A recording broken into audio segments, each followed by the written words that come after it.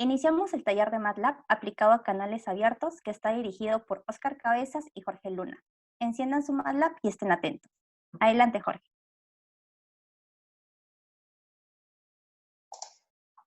Hola chicos, ¿qué tal? Gracias, Grey. A ver, voy a compartir un momento mi pantalla.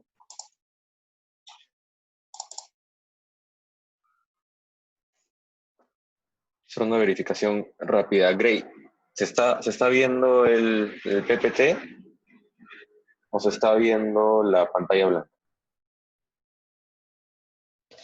Se está viendo el PPT. Ya, perfecto. Ahora... Ok, ¿y ahora se ve el MATLAB encima? Sí, sí se está viendo. Ya, perfecto. Listo, chicos. ¿Qué tal? Buenas tardes, como ya me presentaron. Mi nombre es Jorge Luna.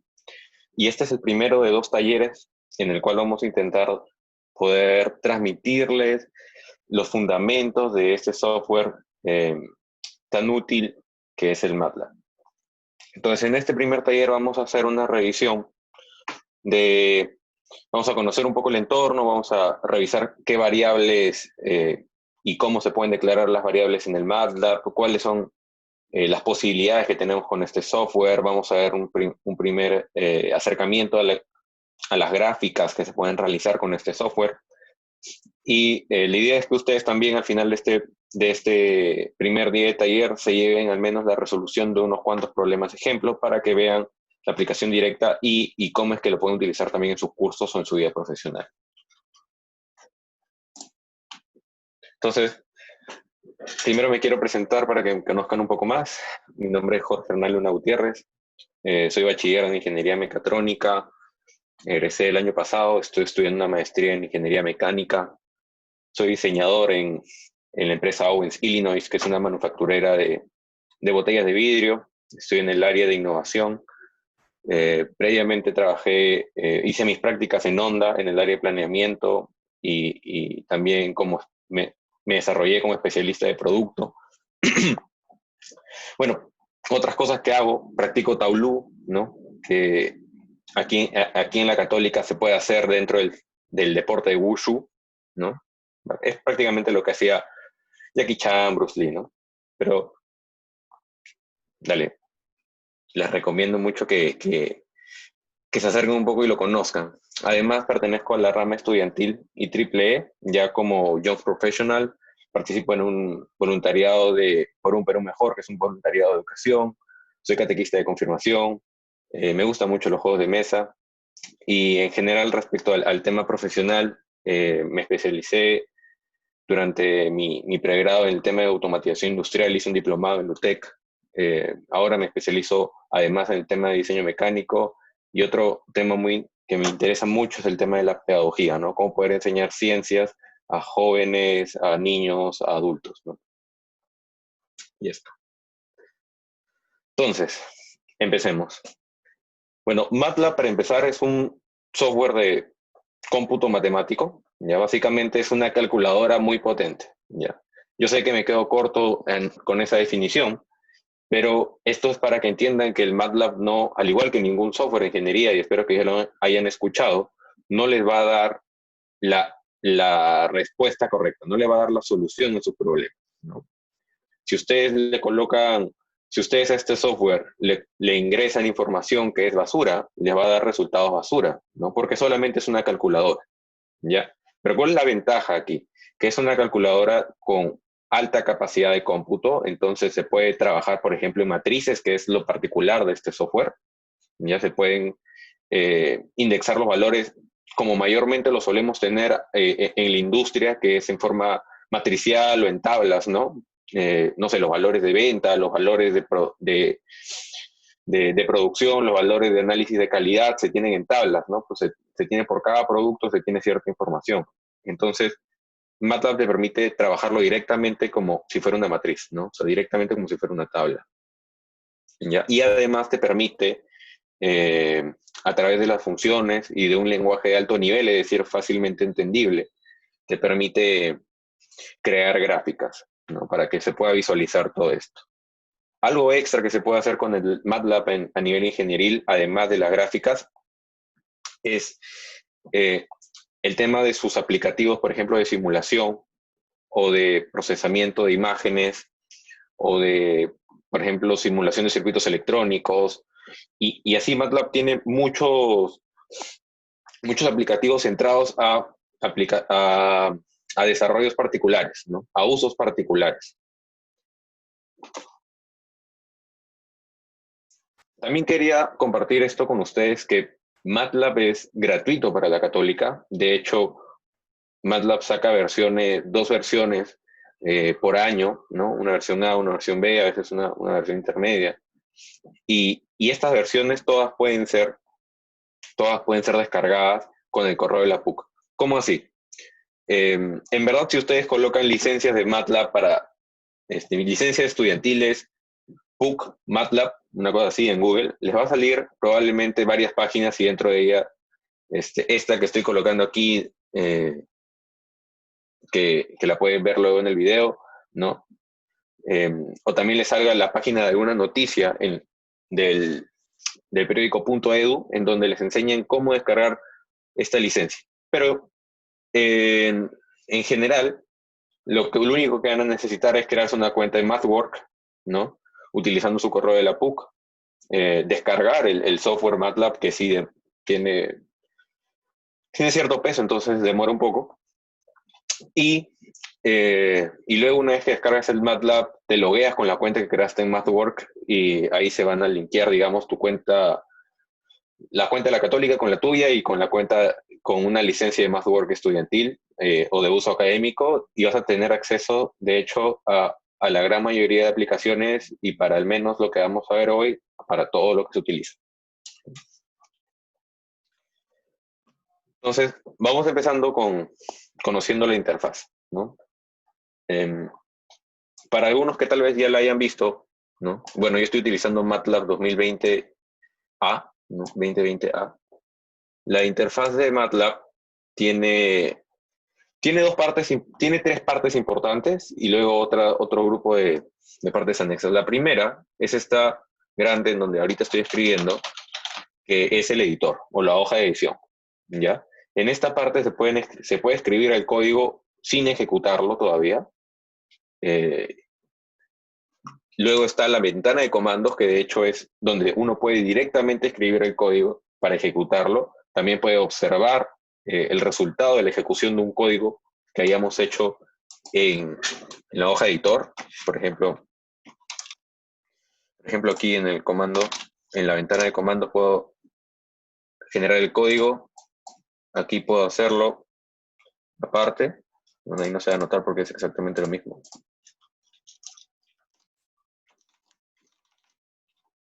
Ahí está. Y la ventana de comando se va a ir, digamos, actualizando con lo último que vayamos ejecutando, ¿no? Adicionalmente, algo muy importante para el MATLAB es el espacio de trabajo o el workspace, que está en la parte inferior izquierda del programa, de la ventana del programa, y es donde se van a ir guardando las variables, ¿no? Uno va a poder visualmente determinar si también lo que creaste era una variable numérica, una serie de caracteres, ¿no? O algún otro tipo de variable. Además, también vamos a poder ver el árbol de carpetas o el current folder tree. Y aquí básicamente vamos a poder definir una carpeta en la cual querramos trabajar. Yo les recomiendo de que para este taller se creen ustedes una carpeta, busquen cuál es la dirección, ¿no? Por ejemplo, no sé, me creo una carpeta. Yo había creado ya una para esto. MATLAB, busco la dirección, la copio y la pego en esta parte de acá, en esta parte de acá de arriba.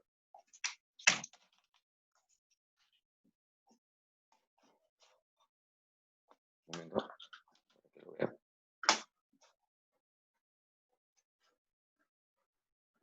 Aquí.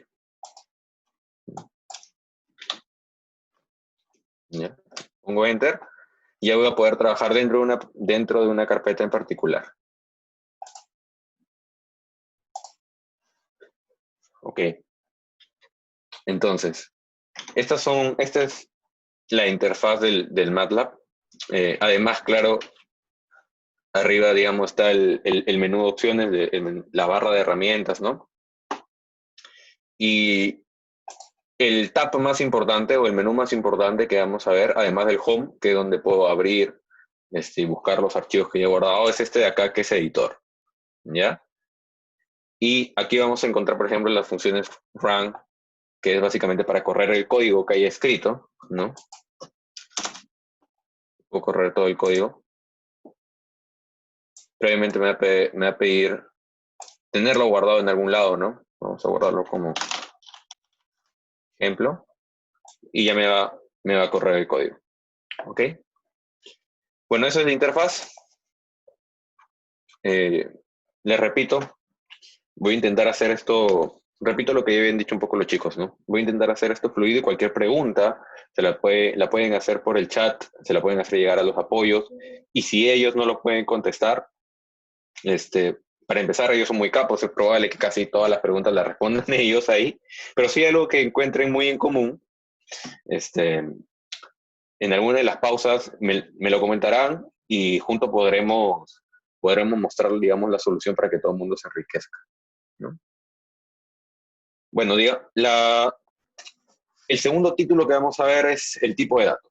¿Qué tipos de datos hay en MATLAB? Ya, en general, si uno busca cómo es que el mismo MathWorks separa el tipo de datos, se va a dar cuenta de que lo separa como numéricos, serie de caracteres, fecha y hora y así, ¿no? Pero yo lo voy a separar en 4 tipos para que, digamos, ustedes lo entiendan mejor y lo veamos más aplicado a lo que nosotros hacemos, ¿no? El primero es un tipo de dato unidimensional, básicamente una constante, ¿ya? Y es, como decir, es una matriz 1 por 1. Es solamente un valor, ¿ya? El segundo dato es una cadena de caracteres y se identifica porque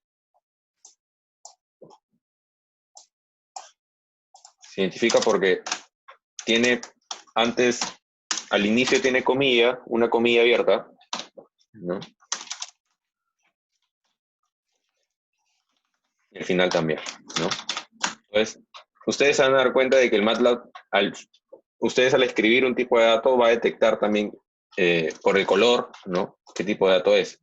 Entonces, ustedes para correr y ver qué están haciendo, ¿no? Cómo está yendo su código, pueden seleccionarlo y presionar la tecla F9. ¿Ya? Entonces aquí vemos de que nos muestra esto que he escrito, ¿no? 3.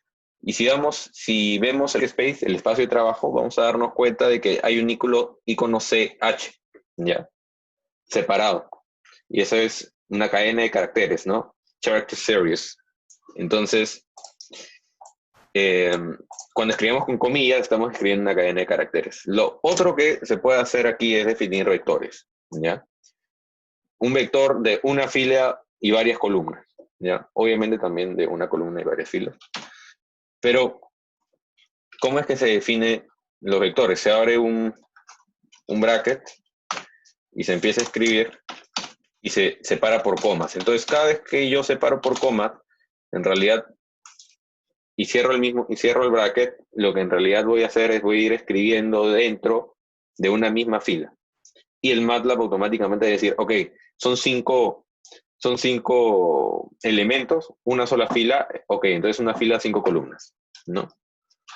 Igual selecciono todo para ver qué pasa, presiono F9 y me doy cuenta que en el command window, ¿no? En la ventana de comandos me sale un vector 1, 2, 3, 4, 5. ¿Cómo sé que es un vector? Además que porque está espaciado, porque si veo en el workspace la variable ans, que es de la respuesta, me sale igual, ¿no? 1, 2, 3, 4, 5. Y si ustedes le dan doble clic, les va a abrir como si fuera una pequeña hoja de Excel, como una pequeña hoja de cálculo, y van a darse cuenta que la posición 1, 1 de esta matriz o vector, ¿no? Es valor 1, la 1, 2 de valor 2, y así. Justo lo que han ingresado. Ustedes se dan cuenta. ¿Y de qué tipo es cada uno de sus valores? Es un tipo double, ¿no? Que ahora le explico en un momento. Lo otro que se puede hacer es generar matrices de una forma muy similar. Ya, Jorge, ¿cómo digo que dejé de escribir una fila y que ahora voy a escribir la otra? Bueno, con el punto y coma, ¿no? Entonces, por ejemplo, quiero una matriz que sea 1, 2, arriba, y en la otra fila 3, 4.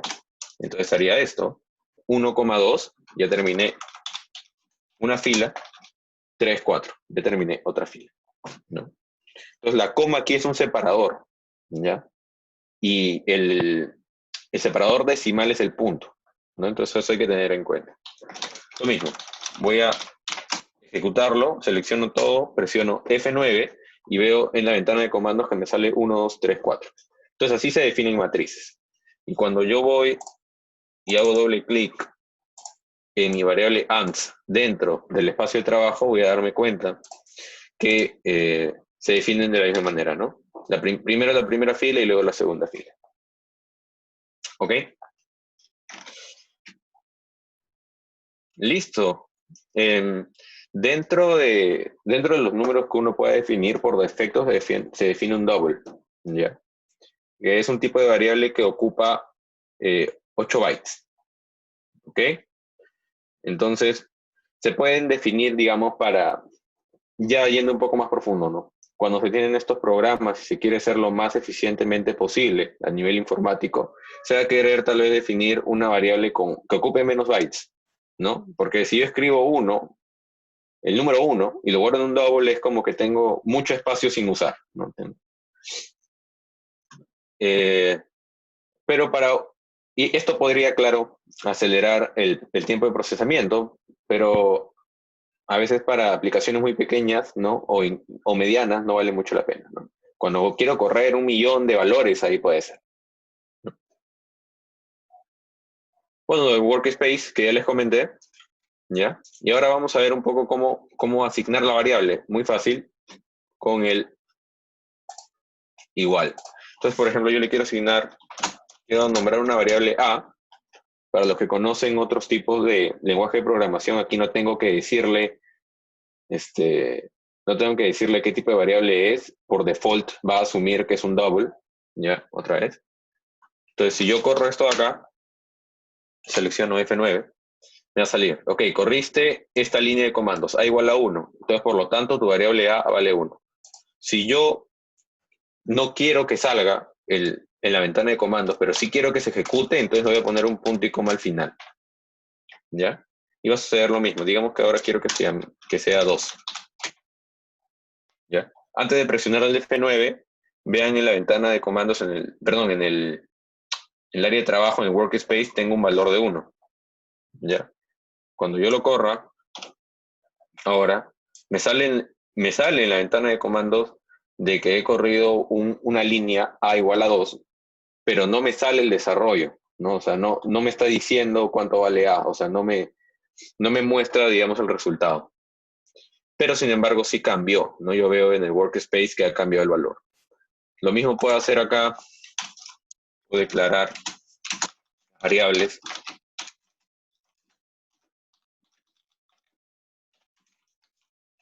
¿Ya? Igual les puedo poner el punto y coma al final. ¿Ya? Y ahora, si quiero correrlo todo, puedo poner simplemente run. ¿Ok?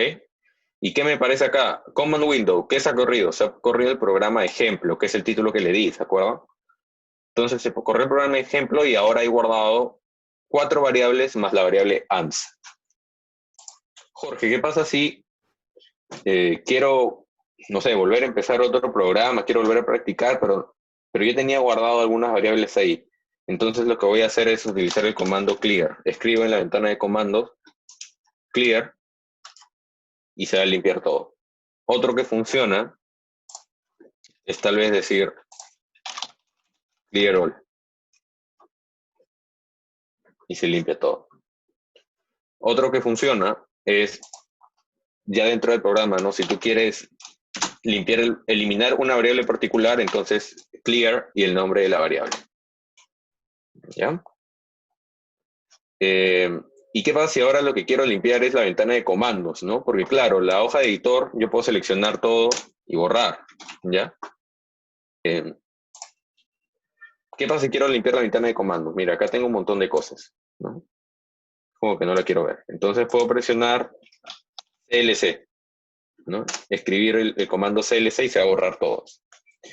Entonces es por eso que en algunos programas de MATLAB ustedes van a ver que al comienzo se coloca clear all CLC, ¿no? Entonces comando clear, coma, comando CLC. Ya, y no se muestra en la pantalla, punto y coma. Okay. Eso es hasta ahí. Operaciones con las constantes, ¿no? Primero vamos a ver qué operaciones hay. Lo más común aquí, ¿no? Es, digamos, tener problemas cuando opero matrices o vectores. Ya, entonces voy a centrarme un poco a esto, porque ya hemos visto que si pongo 1 más 1 funciona, ¿no? O sea, y si funciona el 1 más 1, probablemente funcione el 1000 menos 900, probablemente funcione el 3 por 6 y probablemente funcione el 4 entre 2, ¿no? O sea, entre constantes no hay problemas, pero cuando tenemos, por ejemplo, matrices, ¿qué es lo que pasa? ¿Ya? Para esto voy a utilizar nada más que el PPT. Entonces, si yo declarase una matriz 1, 2, 3, 4, 5, 6, 7, 8, 9, ¿ya? Y yo corriera esta línea de comandos, matriz más 5, matrix más 5, ¿ya? ¿Qué es lo que va a pasar? A cada uno de los elementos le va a sumar 5. Entonces, este 5 es como si fuera una matriz unitaria por 5, ¿no? Perdón, una matriz de unos por 5. Lo mismo si lo resto, a cada elemento le va a restar 10. Si lo multiplico, a cada elemento lo va a multiplicar por 2. Si lo divido, a cada elemento lo divide entre 4, ¿no? Si lo divido entre 4. Entonces, cuando yo aplico directamente a una matriz o a un vector, ¿no? Si yo le aplico la suma, la resta, la multiplicación o la división, se van a afectar todos los elementos de la matriz, ¿ya?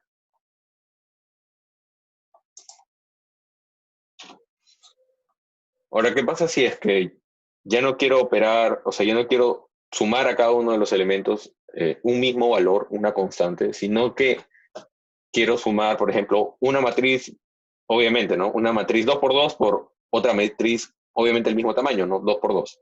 O un vector, ¿no? De un tamaño definido con otro vector de otro tamaño definido. ¿Ya? ¿Qué es lo que va a pasar?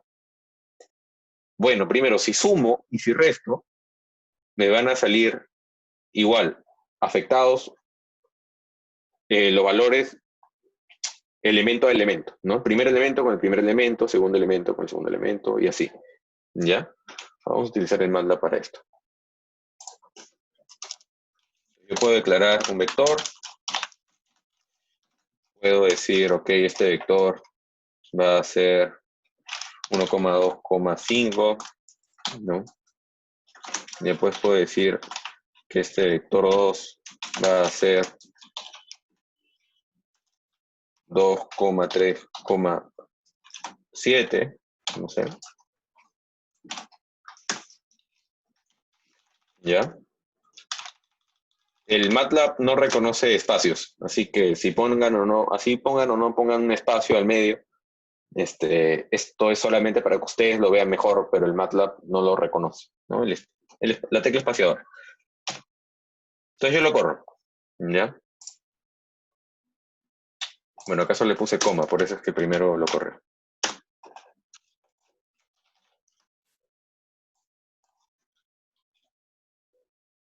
No. Y bueno, aquí ya tengo el vector 1 y el vector y vector 2. Entonces, si yo, por ejemplo, quisiera sumar vector más vector 2, ¿ya? ¿Qué es lo que me va a hacer? Yo tenía 1, 2, 5, 2, 3, 7. Entonces va a sumar 1 más 2, 2 más 3, 5 más 7, 12. Bacán. Si lo resto, ¿qué pasó? A ver, vector menos vector 2. ¿Qué esperaríamos? También que afecte 1 a 1, ¿no? Y eso es lo que pasa. 1 menos 2, 2 menos 3 y 5 menos 7. O sea, elemento a elemento. Hasta ahí, todo bien. Pero ahora, ¿qué pasa si los quiero multiplicar? Por 2, siguiendo la misma lógica. Se demora y me dice, error using el carácter asterisco, ¿no? Asterisk. Dimensiones incorrectas para la matriz de multiplicación. ¿Qué es lo que pasa?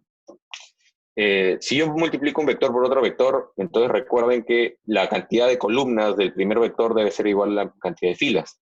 Y es que MATLAB, si uno coloca el asterisco de frente, ¿no? El operador multiplicar, no va a definir, no va a pensar de que estás multiplicando elemento a elemento, sino que estás multiplicando dos matrices. Esto claramente es útil, ¿ya? Porque se ciñe bastante a cómo es que representamos matemáticamente las cosas, ¿no? Pero para que ustedes puedan hacer la multiplicación elemento a elemento, element-wise multiplication, utilice punto asterisco. Es decir, utilizar vector, punto asterisco, vector 2. Entonces ahí sí estoy haciendo una operación elemento a elemento, ¿no? Que también es muy útil. Porque a veces tú usas los vectores o las matrices solamente para guardar una serie de datos, ¿no? No porque tengan mayor relación entre ellos, ¿no? O sea, como una matriz abeliana o una cosa así. A veces lo utilizas solamente como un espacio para guardar los puntos. Ok. Y lo mismo pasa con la división, ¿no? Se imaginarán de que si no le pongo el punto, entonces va a imaginar que estoy dividiendo dos vectores, ¿no? Y yo lo que quisiera es más bien dividir elemento a elemento, entonces le tengo que poner el punto. ¿Ya? Y aquí otra cosa muy importante que es para cuando hago la potenciación, igual lo mismo, ¿no? Tengo que ponerle el punto. Oye, Jorge, ¿qué acabas de hacer? Ya. Si uno presiona la tecla arriba, va a ver los últimos comandos que he escrito. Entonces eso es bastante útil. Sigamos. ¿Qué era el link? Otras operaciones útiles. Rand, que se genera una matriz de valores aleatorios, ¿no? Por ejemplo, si yo coloco Rand, si yo reconozco Rand 3, me va a generar una matriz de valores aleatorios entre el 0 y el 1, ¿ya? Con una distribución uniforme. Squared me permite sacar la raíz cuadrada, ¿ya? Asimismo puedo sacar la raíz cuadrada a un vector. Y si te das cuenta, aplica directamente a elemento, ¿no? Entonces, squared vector genera un vector. Si le das un vector, genera un vector. Inverse, ¿no? O imp, ¿no? Genera el inverso de una matriz. E y G, esto es bastante interesante, ¿ya? Genera los valores propios. I, genera la matriz de identidad de X por X, ¿no? Es decir, que si le pongo 2, sale una matriz de identidad de 2 por 2, y así, ¿no? Y, ¿cómo hallo la transpuesta? Le pongo un punto y una comilla. ¿Ya? Muy bien. Ahora vamos a hacer un ejemplo para no quedarnos tanto en teoría. Este primer ejemplo va a ser de resistencia de materiales y va a ser una viga simplemente apoyada con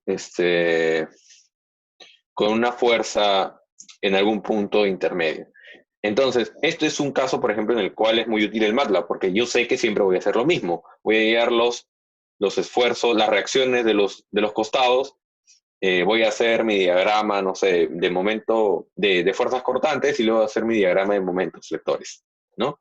Y siempre va a tener más o menos la misma forma, ¿no? O sea, ¿por qué? Porque la viga siempre se va a doblar de la misma forma, ¿no? Y va a tener siempre el momento máximo en el mismo punto. Entonces acá, por ejemplo, no hay mucho, se puede hacer una evaluación más exhaustiva con diferentes fuerzas para llegar al máximo y todo, pero aquí yo sé cómo va a ser la respuesta siempre, entonces es algo operativo, y para este tipo de cosas operativas existen los softwares. Entonces lo primero que vamos a hacer, aquí está el código, pero lo primero que vamos a hacer es vamos a utilizar esta función input para solicitarle, para hacer que nuestro programa nos solicite una entrada, ¿ok? Entonces vamos a crear uno nuevo. Vamos a definir igual que en ese programa que vimos ahí al costado.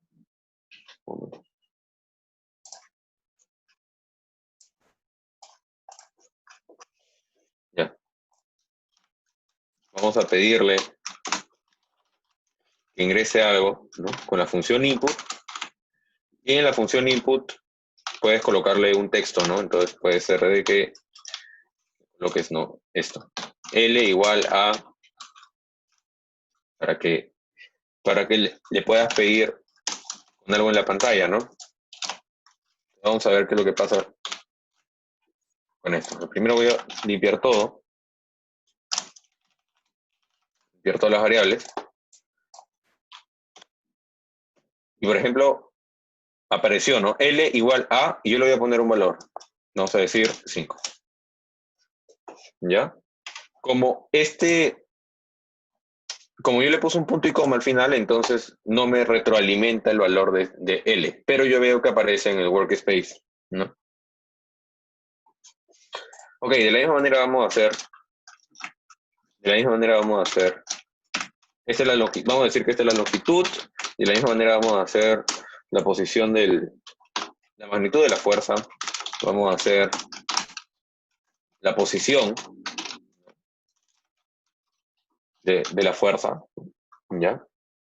Y luego vamos a hacer los cálculos que si hacen un esfuerzo, nivel esto es R, les va a salir que, por ejemplo, el apoyo en el punto más lejano, ¿no? O digamos en el de la derecha, cualquiera de los dos es igual. Va a ser la fuerza multiplicado por un factor que es la relación entre la distancia y la longitud total de la vía, ¿no? Entonces vamos a llamar a ese valor RB como reacción en B, ¿no? Y vamos a decir lo otro, la otra reacción va a ser RA y simplemente va a ser la diferencia entre las fuerzas. Que repita, dice.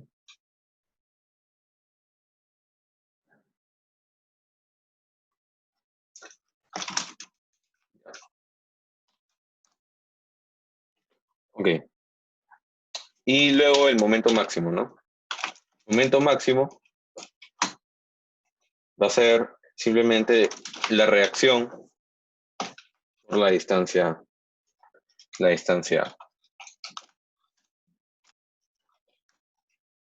¿Okay?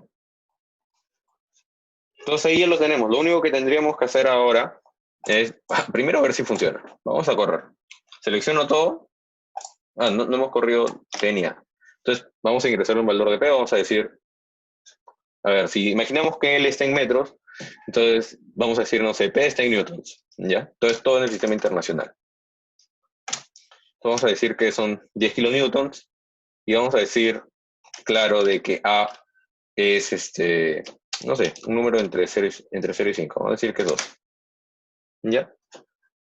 Y ahora vamos a correr estas ecuaciones que ustedes pueden haberlas sacado de cualquier lado. Y vamos a darnos cuenta de que, por ejemplo, el valor P era 1000, ¿no? Como le ingresamos. Las reacciones, por ejemplo, RA es 9998. Y las reacciones RB es 4000. Acá digo mal, ¿no?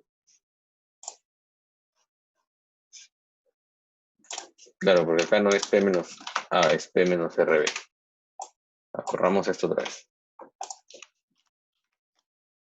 RA 6000, RB 4000. Ahí está. ¿Ya? Siempre tiene que tener sentido las respuestas, ¿no?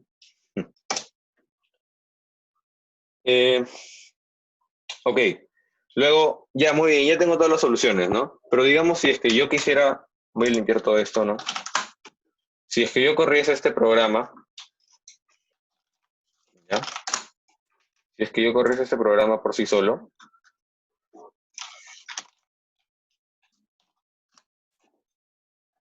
¿ya? Que voy a ingresarle todo de nuevo, ¿ya? No me muestra nada. solo le ingresé y, bueno, me aparece en el workspace las respuestas, ¿no? Pero yo quisiera que me muestre los resultados. ¿Y cómo es que hago esto? Ya, bastante simple. Voy a usar la función fprintf, ¿ya? Para imprimir un float. Y voy a escribir lo que quiero que me salga, ¿no? Quisiera que me diga que la reacción A igual a, no sé, un valor, voy a dejarle espacio por ahí un momento. La reacción B es igual a otro valor. Y que el otro que quería, el momento máximo. Y el momento máximo es igual a otro valor. Ya, muy bien. Y ahora, ¿cómo hago que se relacionen estos valores? Ya, primero voy a darle los valores en orden, ¿no? RA, RB, Mmax. Muy bien. Ya los tiene en la función. Pero ¿cómo sabe la función dónde los va a colocar? Voy a colocar primero un signo de porcentaje y ahí voy a escribir un número, dos números separados por un punto, ¿ya? Por ejemplo, voy a escribir 6.2, también podría escribir, no sé, 8.2 F. Jorge, ¿qué significa esto? Ya, a ver, ahorita les muestro. ¿No? Vamos a escribir esto en todos estos lugares, ¿no? Todos los lugares donde quisiera que aparezca. Ya veo que me aparece, ¿ya? Entonces, ¿qué es lo que significa el 8.2? El 2 significa de que tiene dos decimales, ¿no? Si yo le pusiera acá 5, entonces lo que me va a pasar es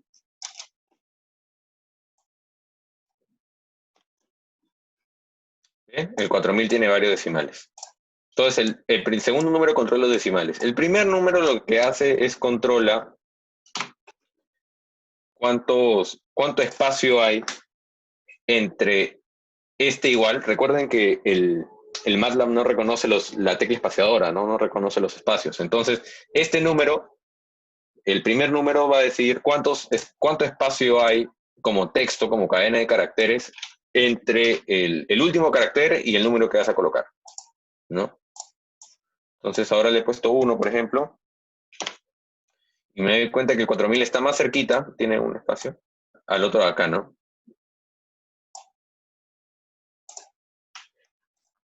Ok.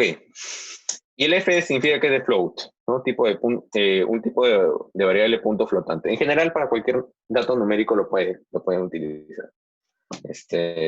No creo que les cause mucho problema, ¿no? Y Jorge, me he dado cuenta que le has tenido que poner Enter. Sí, porque lo que pasa es que esta línea que he escrito acá no define, en esta línea no defino dónde, no defino en ningún momento que le voy a poner Enter. Entonces para hacer que exista un Enter, le voy a dar \n, ¿ya? Significa como que va a haber la siguiente línea, ¿no? Entonces ahora sí me muestran la siguiente línea. Entonces, por ejemplo, vamos a colocar nuestro programa, vamos a colocar adelante clear all y luego CLC. ¿Ya? Vamos a correrlo. Vemos que nos pide los datos y ya nos muestra. ¿No? Nos muestra el resultado. ¿Ya? Acá lo dejamos con 5. Y esto es, chicos, lo pueden acomodar un poco mejor, tal vez dándole un doble enter para que haya más espacio, tal vez pueden escribir algo arriba, no sé, pueden escribir algo arriba que reconozca, esa es la respuesta, no sé, como que la respuesta es,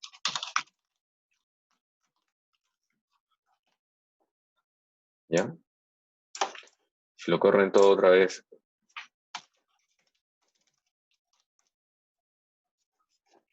le va a salir como que la respuesta es, ¿no? Tal. Y así pueden trabajar, ¿no? Y ese es el primer ejercicio, chicos. Espero que haya quedado claro. Ya saben cómo pueden ir colocando los datos ahí. Y ahora nos vamos a tomar un pequeño break, ya antes de continuar. Y recuerden que pueden hacer la duda, pueden preguntarle cualquier duda a los apoyos. Bueno, por el chat en general lo vamos a ver todo. Y nada, volvemos en 3-4 minutos.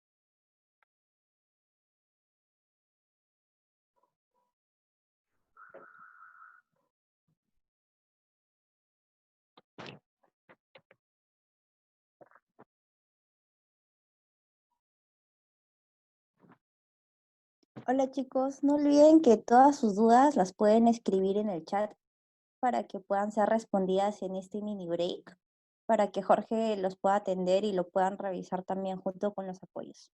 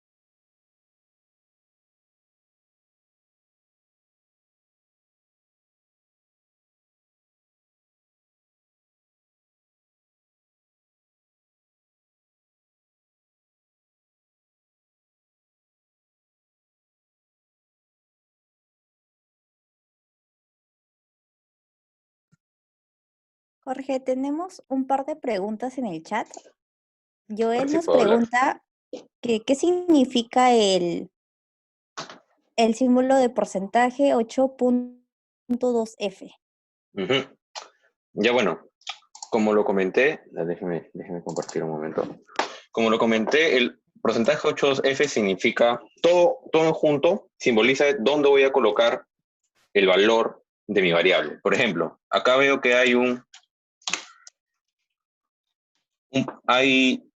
he colocado 1, 2, 3, 8, 2F porque tengo tres variables. Entonces en el primero se colocará la primera variable, la segunda y la tercera.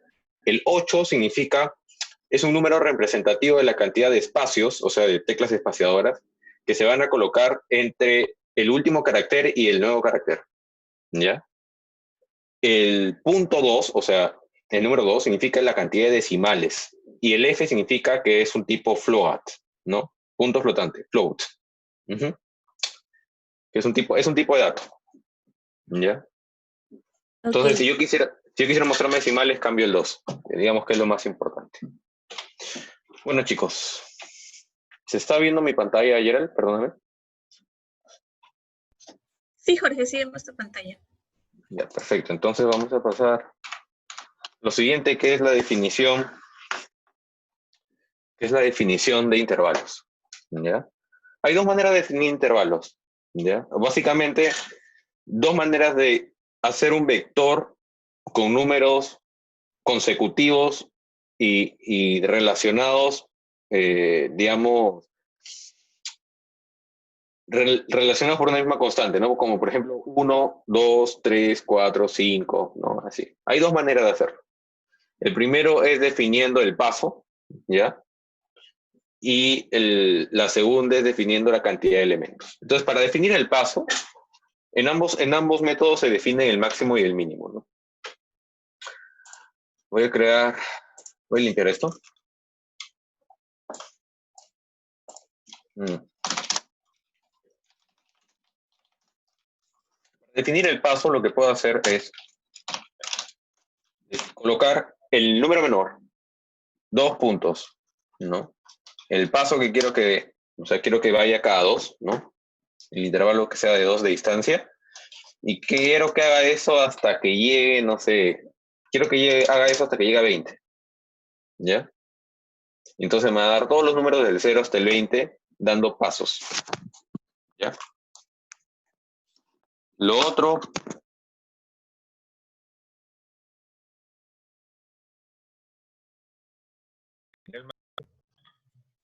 ¿ya? Pero utilizando la función line space, ¿ya? Entonces, line space significa que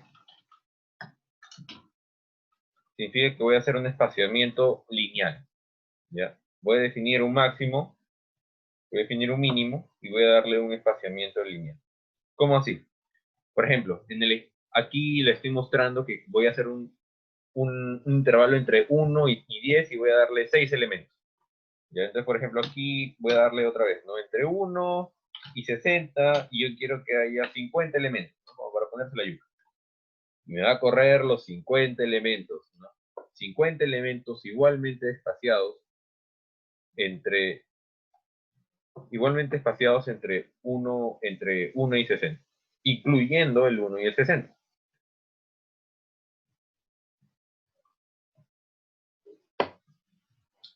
Ok, así se definen los intervalos, ¿ya? Y hay que tener en cuenta que en ambos casos la respuesta, la variable que se crea es un vector. Entonces en el workspace voy a ver que es un vector, ¿no? 1 por 50, ¿no? Es un vector de 50 unidades, ¿ya? Vector fila. Bueno, ahora una de las cosas más interesantes que se puede hacer, ¿ya? El ploteo de gráficas. Para plotear gráficas lo que hace MATLAB es, no puede hacer un ploteo continuo, ¿ya? Entonces, en la informática nunca se puede hacer nada continuo, entonces lo que se hace es se achica el intervalo lo más posible, o lo suficiente como para que lo puedas visualizar, ¿no? Entonces, si yo quisiera, por ejemplo, dibujar una cuadrática, ¿no? Y yo quisiera que se vea desde, vamos a borrar esto aquí, ¿ya? Vamos a guardar todo en el vector X, ¿ya? Yo quisiera dibujar una curva cuadrática, ¿no? Mi espacio geométrico cuadrático, y quiero que se vea todo desde el -1, ¿no? Hasta el 1, ¿ya? Y por ejemplo, quiero hacer que esté espaciado, ¿no? Que tenga paso de 0.1, ¿no? Incluso lo podría hacer más fino, ¿no? De 0.01. Entonces, MATLAB va a agarrar y va a correr el vector de tal manera de que haya números de -1 a 1 y estén espaciados todos uno en el otro 0.1. Y así salieron 201 vectores. ¿Ya? Ahora, luego, ¿qué se puede hacer? Yo puedo decir, ok, ya tengo todas mis X, ya tengo todo mi eje horizontal, ¿no? El eje de las X. Y ahora yo quisiera de que la Y, yo quisiera de que el vector Y, que digamos es el vector para el eje vertical, es... Uy, aquí hay una pregunta.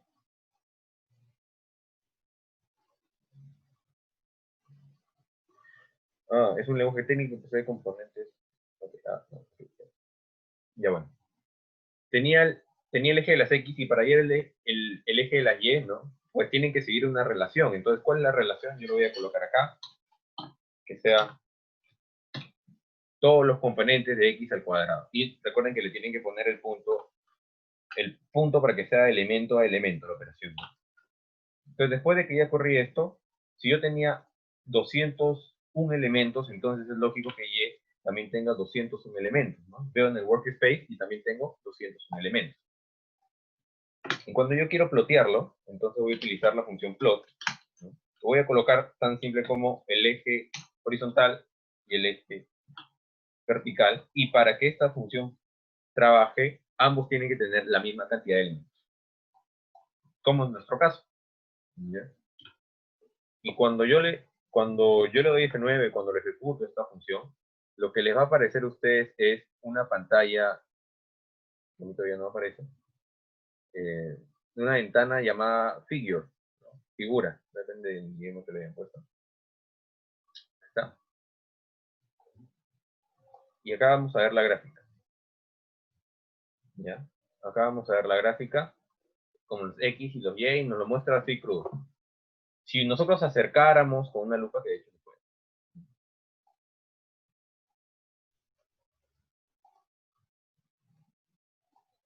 Nos vamos a dar cuenta, ¿ya? Bueno, aquí incluso todavía no me acerco lo suficiente, ¿no?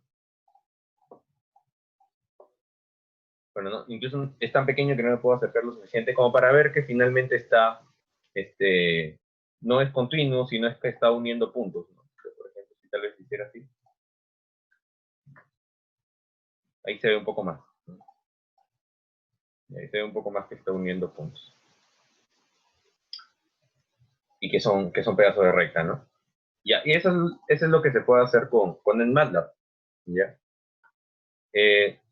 Otra opción para plotear es la opción subplot, que de hecho es bastante buena, que lo que te permite es, a ver, vamos a crear ahora una función lineal, no sé, de z, y vamos a decir que z sea x por 5 más 2, ¿ok? No vemos tan alto. Como es constante, lo puedo multiplicar, como el 2 también es constante acá, le puedo sumar, entonces no hay problema. Voy a generar el vector z, ¿no? Ya.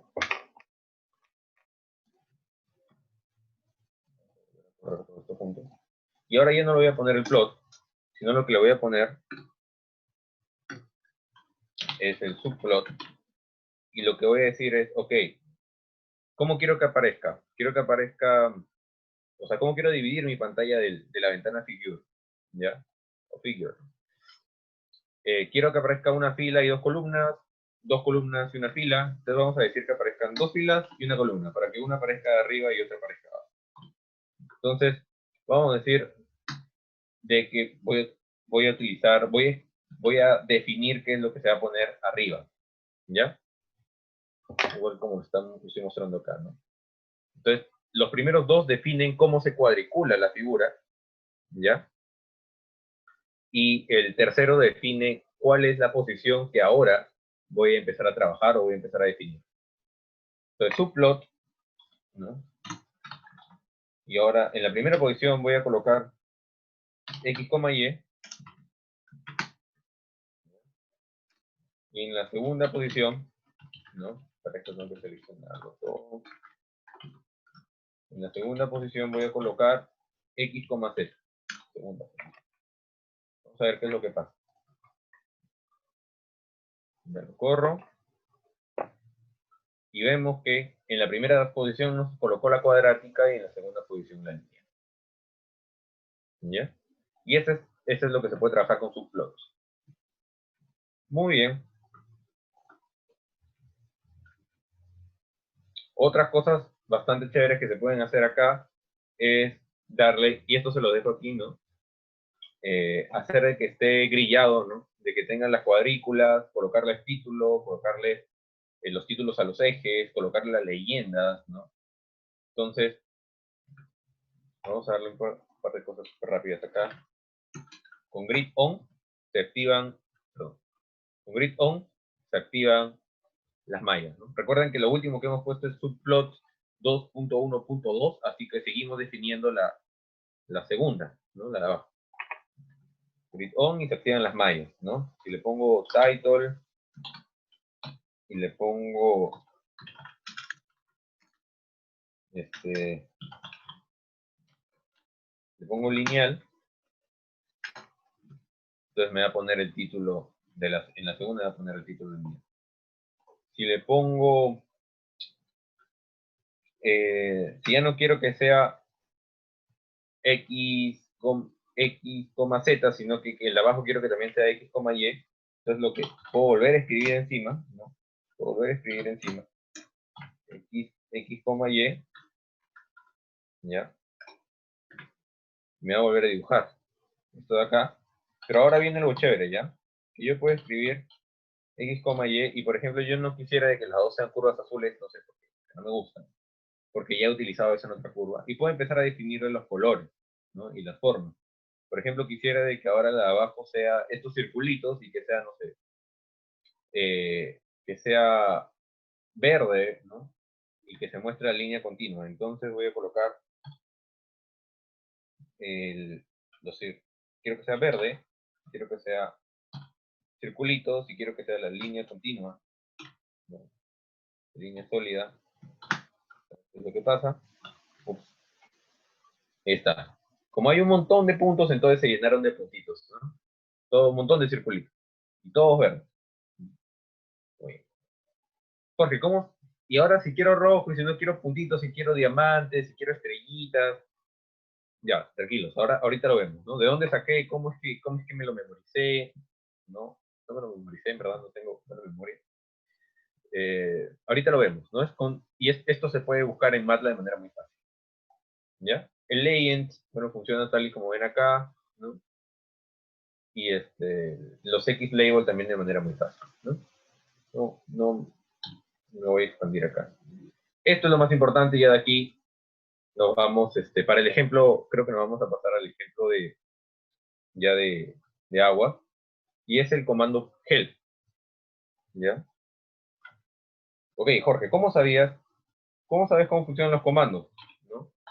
Pues escribo help, y luego le pongo el comando del que quiero averiguar, ¿no? Por ejemplo, help plot, porque no me acuerdo cómo funcionaba, y me aparece revisar el video de Jorge y de Henra. Entonces, si le pongo help plot, me va a salir, por ejemplo, en inglés, ¿no?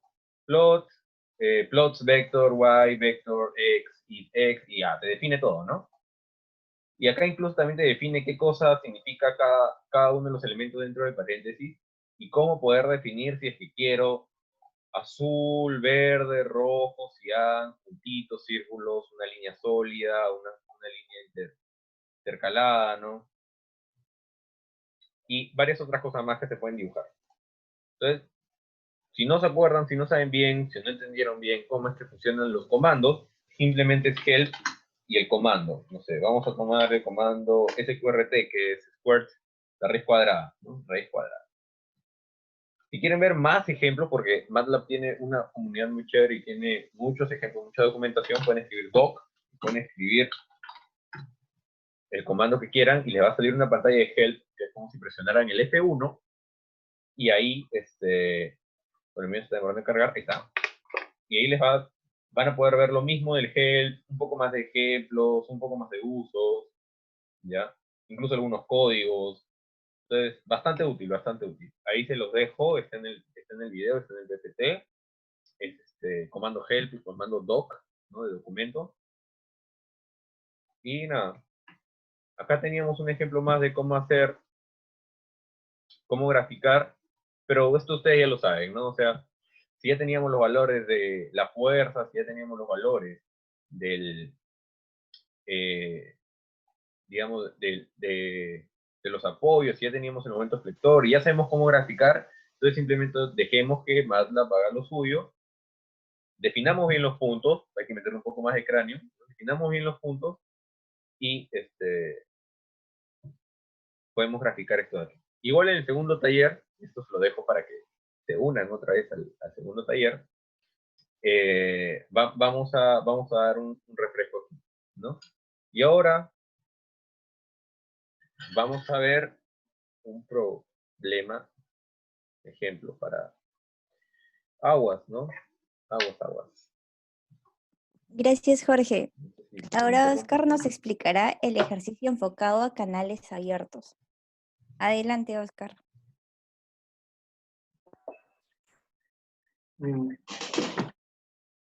Hola a todos, no sé si logran oírme. Sí. Ok, gracias. Ok, gracias Jorge por la confirmación. Un momento, por favor, que les comparto mi pantalla.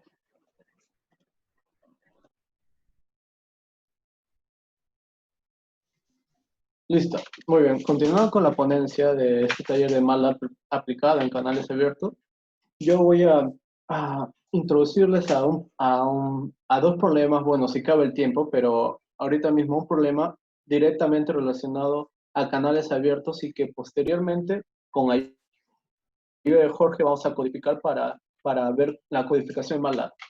Muy bien. Pero antes me presento un poco. Mi nombre es Oscar Mateo Cabezas Nivín, tengo 21 años, soy estudiante de la carrera de Ingeniería Civil en la PUC. Soy miembro de GENRA, en especial del área de proyectos, es decir, del área que nos encargamos de organizar talleres, asesorías, entre otros. Y más que todo, mi especialidad son los recursos hídricos, tal como es el tema que voy a explicar.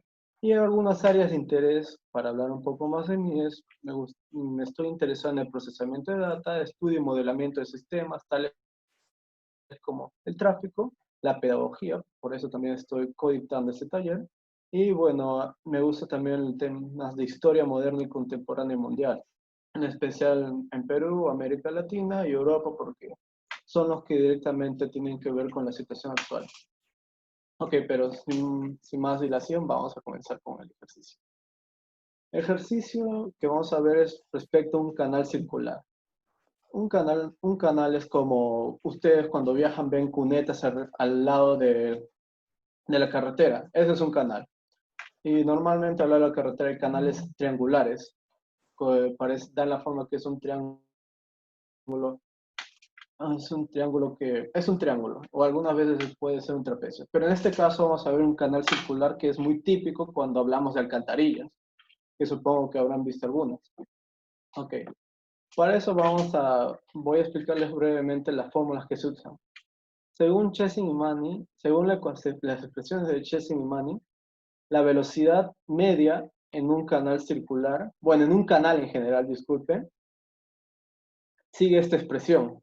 La velocidad es igual a C1, que es una constante, por el radio hidráulico a la 2/3, por la raíz de la pendiente del canal, porque tenemos que acordar que el agua viaja debido a que hay una cierta inclinación, porque si el canal fuera horizontal el agua no se movería, por eso el canal tiene cierta inclinación dependiendo del sentido en el cual alguien desee que se mueva el agua. entre N, que viene a ser como la rugosidad, para simplificar un poco el tema. ¿Okay?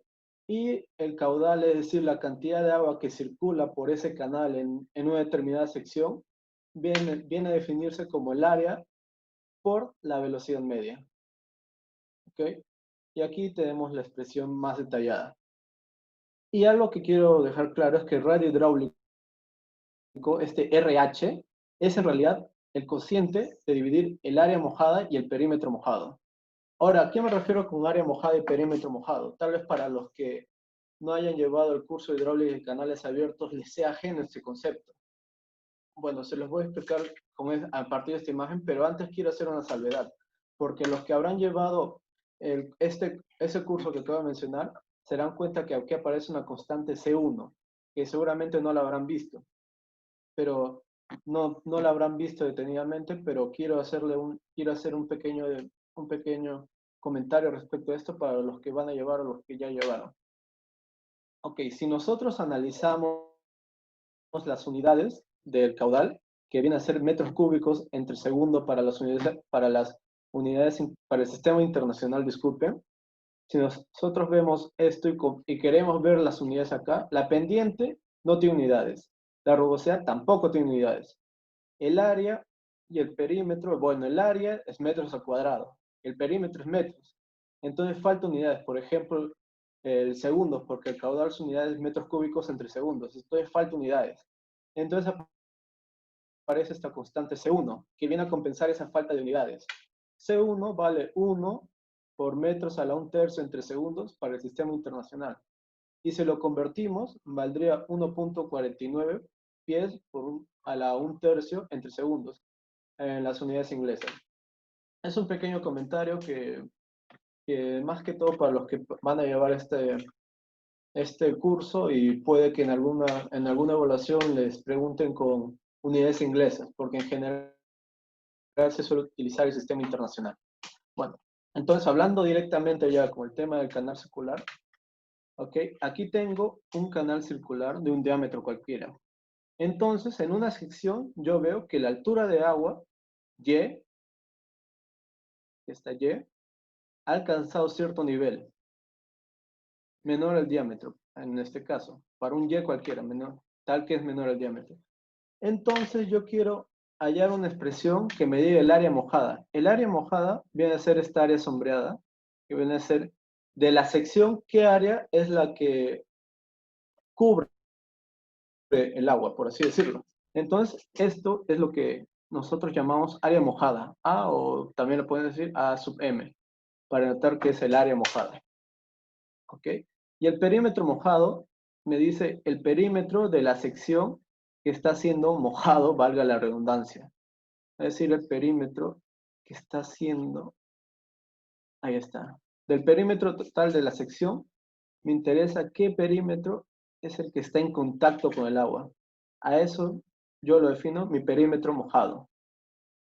¿Ok? Y mi radio hidráulico vendría a ser el cociente de estos dos, que van a ser el área mojada entre el perímetro mojado. Nada más. Así de simple es la definición de radio hidráulico. ¿Ok? Entonces, si yo quiero generalizar expresiones para hallar el área mojada y el perímetro mojado, hay muchas maneras de hacerlo, pero esta es una de ellas. ¿Ok? Yo defino un ángulo alfa en función del tirante Y, por eso aquí del centro hacia Y, yo defino un alfa. Y este alfa, por geometría, yo logro deducir que es el arcocoseno de 1 menos 2 veces el tirante o la altura del agua entre el diámetro. Entonces, a partir de esto puedo deducir una expresión para el área mojada, que sería esta expresión: 2 alfa menos seno de 2 alfa entre 8 por el diámetro al cuadrado, y el perímetro mojado, alfa por d. Y el radio hidráulico, que viene a ser el cociente de estos dos, simplemente puedo dejarlo así o puedo simplificar la expresión de esta manera. Ok. Ahora ya tenemos las expresiones que nos relacionan el tirante con el área mojada y el perímetro mojado, perdón. Entonces, si nosotros deseásemos calcular para qué caudal se produce cierto tirante y tenemos de paso la pendiente, el canal y la rugosidad, entonces podríamos calcularlo, como en este ejercicio. Aquí nos dice, supongamos que por un canal circular de diámetro igual a 5 metros, ¿ok? ¿Ok? Primer comentario, metros, sistema internacional. Entonces, C1 es igual a 1. Listo. Fluye un caudal Q, de modo que el tirante de agua es igual a 3 metros, es decir, que la altura de agua o tirante es igual a 3 metros. ¿Listo? Adicionalmente, se sabe que el coeficiente de Manning es 0.013. ¿Ok? Es la rugosidad, por decirlo de alguna manera. Es 0.013. Y la pendiente del fondo del canal es igual a 0.005. ¿Ok? Aquí también quiero hacer otro comentario. Usualmente las pendientes suelen ser muy, pero muy pequeñas. Tan pequeñas que para el ojo humano pareciese que fuese horizontal. Pero si lo viésemos con equipos especializados de topografía, nos daremos cuenta que en general las pendientes son muy pequeñas. ¿Por qué? Porque a pendiente pequeña el agua viaja a una cierta velocidad que si viajase muy rápido podría desgastar el canal, el recubrimiento del canal y hacer que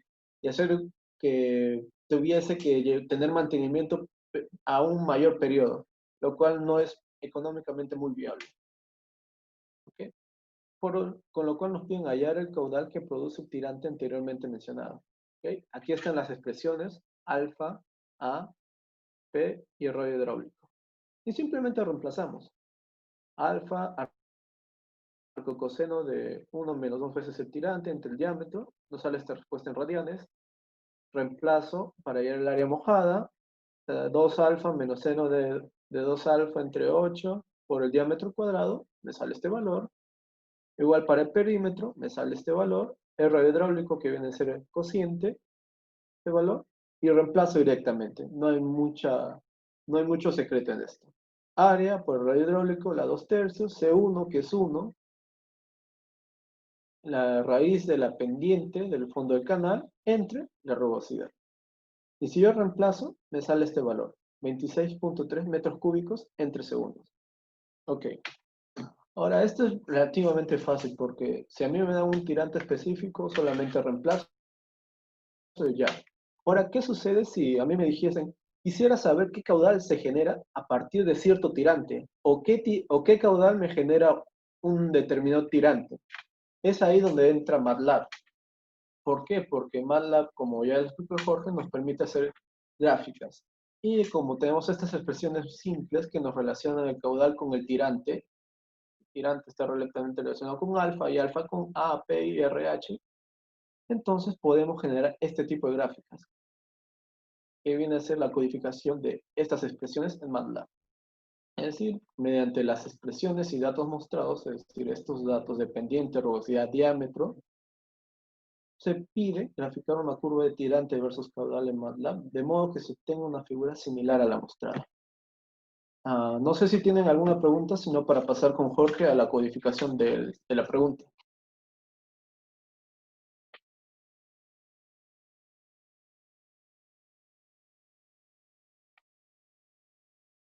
Ok, muchas gracias. Entonces, Jorge, te doy pase.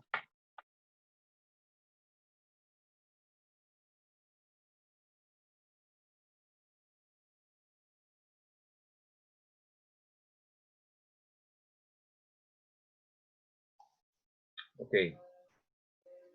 Ok, chicos, gracias. Gracias, Oscar. Sigo el pase de Pechito. Y a ver, entonces, en el problema lo primero que teníamos era, bueno, que el diámetro en general era de 5.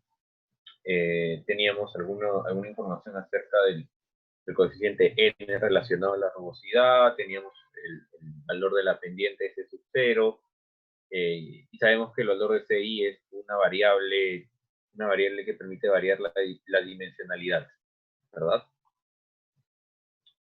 Sí, por supuesto. Ya. Entonces, ya me adelanté un poco, ya declaré por aquí las variables, ¿ok? Y lo siguiente que vamos a hacer es, a ver, primero por ahí escuché la pregunta del porcentaje. Si es que quiero colocar algún tipo de comentario, puedo empezar, en este lenguaje de programación, puedo empezar colocando un porcentaje y escribir, por ejemplo, declaración de constantes. ¿Ok? Bueno. Lo siguiente en el método que se estaba haciendo era básicamente, íbamos a hallar la velocidad promedio, ¿verdad? ¿No? Íbamos a hallar la velocidad promedio. Entonces vamos a empezar a declarar todas las fórmulas matemáticas que ya hemos visto junto con otros, ¿no? Entonces para esto no me demoro mucho más tiempo, ¿ya? Esto lo voy a dejar ahorita un momento de lado, ya se imaginarán ustedes para qué es, ¿ya? Pero lo primero que vamos a hacer es, vamos a definir una variable alfa, ya que sea el ángulo con el que vamos a empezar a barrer, relacionado directamente a cuál es el tirante, ¿no? El tirante Y. Luego vamos a empezar a colocar, ok, para cada Y va a haber también una variable, una área, ¿no? Y esta área va a estar relacionada al alfa que habíamos definido y va a estar relacionada también al diámetro, ¿no?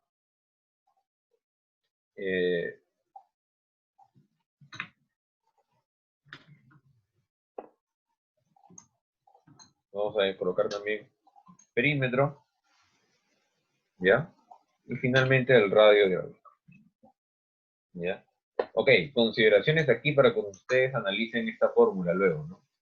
Nosotros queríamos hacer un barrido, o sea, queríamos ver cómo es que se comportan el perfil de velocidades dentro del canal. Entonces vamos a analizar diferentes tirantes. Vamos a empezar de un tirante muy pequeño. Ya deberíamos empezar de 0, pero ya sabemos que 0, 1 no nos importa, 2 nos va a traer problemas si empezamos a operar con las funciones de coseno y el seno. Entonces mejor lo omitimos y empezamos un valor un poquito más adelante, 0.01. Y entonces vamos a hacer un intervalo de 0.01 hasta si el tirante fuera todo el diámetro, ¿no? Si estuviera totalmente lleno. Y vamos a darle un paso de 0.01 también, ¿no? 0.01. ¿Ok? Para que no se confundan. Si Y, entonces acá, como resultado de esto, vamos a tener que Y es, bueno, perdón, no lo he limpiado.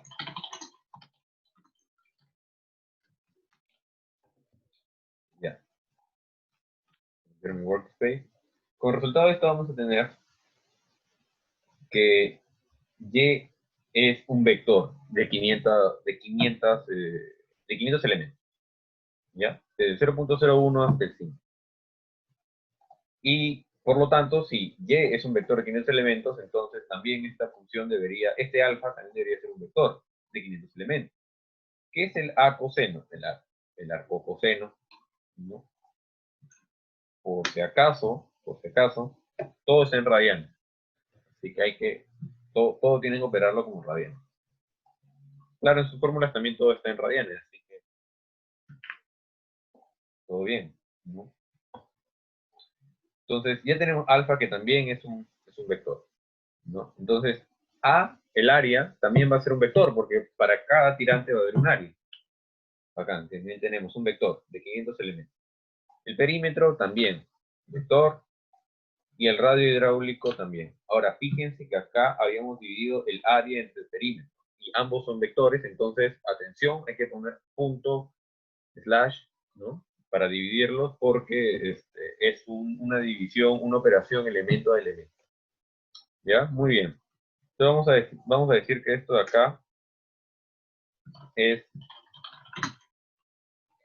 definir fórmulas matemáticas, ¿no? ¿Ok? Ahora vamos a definir la función de descarga. ¿Ya? O sea, la ecuación de la que nos hablaba Oscar, con el cual podríamos hallar el flujo. ¿Ya? Entonces esta ecuación utiliza las constantes que habíamos utilizado arriba, lo voy a pegar porque la tenía escrita, ¿ya? Y tenemos constante entre constante por el área, que depende, o sea, depende del Y, el radio hidráulico, que también depende del Y, entonces son varias, a la 2 sobre 3 por la raíz cuadrada de S sub 0, que es una constante. Esto es una constante. Entonces, esto de aquí, todo, es un vector, al igual que A y al igual que R. Entonces, cuando nosotros lo corremos, tenemos Q como un vector, ¿no? Con la misma cantidad de elementos. Entonces, si se dan cuenta, ya está, porque es como si te hubieras puesto a analizar uno por uno, ok. Y si para el tirante fuera 0.5 metros, si fuera 1 metro, si fuera 1,5 metros, si fuera 2 metros. Entonces, MATLAB ya lo hizo por ti, ¿no? Ya operó completamente, y ahora lo que vamos a hacer es vamos a graficar. ¿Cómo se graficaba? Ya.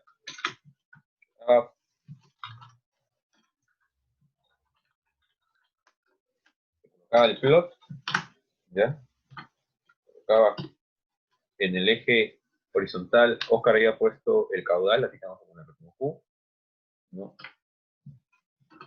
Y en el eje vertical, el tirante, ¿ya? Entonces, y ya está, se acabó. Vamos a ver, intencionalmente voy a causar algo, y es que mi figura, ¿se acuerdan que habíamos estado trabajando? Entonces, lo que va a pasar es, sigue definiendo el subplot 1.2.2. Entonces, no queremos, ¿no? Digamos que yo quiero abrir una ventana más, entonces lo que voy a hacer es, voy a decir, oye, ¿sabes qué? Abre una figura, figure número 2, ¿ya? Y ahora me va a crear, me creo una pantalla extra, ¿ya? Y vamos a ver si tiene sentido esto de aquí.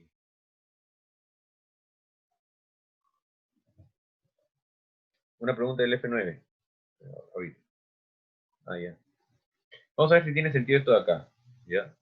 Si tú pasas el mouse vamos a hacerlo así de simple, ¿no? Si tú pasas el mouse por la curva y lo detienes un momento, te va a encontrar los valores. Entonces el problema quería para y igual a 3, ¿no? Entonces más o menos por aquí 26.46, ¿no? Que es lo que más o menos había Oscar, ¿no? 26.3. Entonces está bien. Y además recuerden de que siempre debe tener sentido, ¿no? En 0, la curva está en 0. Claro, el flujo, como hay, o sea, el flujo, como hay fricción, en la base tiene que ser 0. El perfil de velocidad debería empezar en 0 abajo, ¿no? Y más arriba debería ir a aumentar. Entonces estamos bien. Este es el primero. Oscar, te paso la pelotita para que hagas el segundo ejercicio y creo que con esto nos vamos. Sí, Jorge, te escucho y bueno, entonces iremos comenzando con el segundo ejercicio.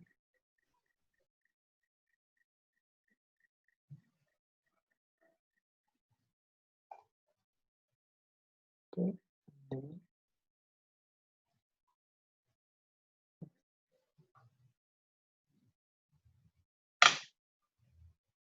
Estoy siguiendo con la ponencia. Bueno, ustedes ya vieron cómo es la codificación de ese ejercicio de un canal circular aplicado a MATLAB. Ya vieron cómo se obtiene la curva y que el resultado que se obtuvo en base a esta es coherente con el cálculo que hicimos. Ahora, muy bien. Si se habrán dado cuenta, ese problema es relativamente sencillo, porque solamente es declarar los datos, declarar las expresiones matemáticas que relacionan tales datos y simplemente plotear la curva. Ahora vamos con un problema un tanto más largo, más sofisticado, por así decirlo. No tanto, porque no queremos complicarles mucho las cosas, pero es, por así decirlo, de un nivel superior. ¿Okay? El problema 2 tiene que ver con un flujo gradualmente variado. Okay. En un canal, normalmente, si no hay interrupciones de por medio, la altura del agua es constante. Pero, ¿qué pasa cuando se acerca una discontinuidad, por decirlo de alguna manera? Una discontinuidad, algo que altera el curso normal del agua. Entonces la altura del agua va a ir cambiando su tirante o su altura, valga la redundancia, progresivamente en una distancia relativamente larga. Eso llamamos un flujo gradualmente variado, que cambia su tirante de agua, su altura de agua, en una distancia relativamente grande. Por eso flujo gradualmente variado. Dentro del estudio de los flujos gradualmente variados hay diferentes curvas o diferentes tipos de perfiles, para ser más exactos, que depende mucho de la pendiente del fondo del canal. Es decir, si la pendiente es muy fuerte o inclinada, o si es suave, o si es horizontal, o si es adversa, que se refiere a que si el agua va así y la pendiente va en subida, que es contrario al sentido del flujo. Entonces, dependiendo del tipo de pendiente, se generan diferentes tipos de perfiles. Para este taller vamos a estudiar más que todo el perfil M2. Un perfil M2, que viene a ser esto, es una mejor representación que la imagen. Es un perfil que ocurre cuando la pendiente es suave, ¿ok? Que está en inglés, pero la pendiente es suave, o sea, relativamente, es muy pequeña, suave, y que se encuentra próximo hacia una caída o hacia una desembocadura libre. Es decir, que el agua va tranquilamente siguiendo este sentido, y luego cuando se da cuenta, por así decirlo, que hay una caída, entonces va adoptando cierto perfil. ¿A qué llamamos M2? En que aquí está representado mucho mejor. ¿Okay? Y para representar cuantitativamente, porque cualitativamente ya lo sabemos que cuando hay un tipo que ya se presenta este tipo de perfil de esta forma. Pero yo quiero saber cuantitativamente a qué distancia se encuentra cierta altura de agua. Y con eso ir graficando la curva y a la distancia que se encuentran estos. Entonces, para graficarlo cuantitativamente, uso el método de directo tramo a tramo.